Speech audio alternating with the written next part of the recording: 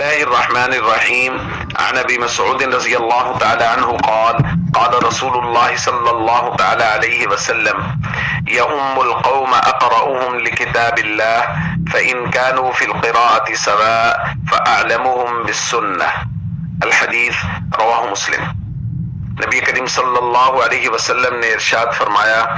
لوگوں کی امامت وہ شخص کرائے جو ان میں سے سب سے زیادہ اقرا ہو، یعنی کتاب اللہ کو خوبصورت اور بہتر پڑھنے والا ہو،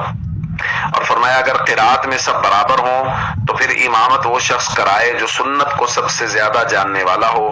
پھر ارشاد فرمایا فَإِن كَانُوا فِي السُّنَّةِ سَوَاءً، اگر سنت کو جاننے میں بھی وہ برابر ہوں، فَأَقْدَمُهُمْ ہجرہ، تو جو ہجرت کرنے میں پہل کر چکا ہو وہ امامت کرائے۔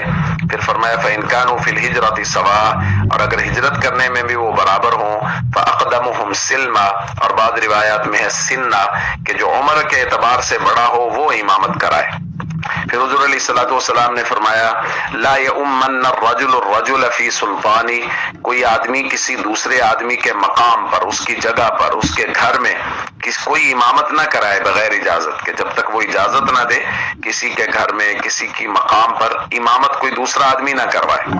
اسی طرح حضور نے فرمایا ولا یقعد فی بیتہ علی تکریمتہ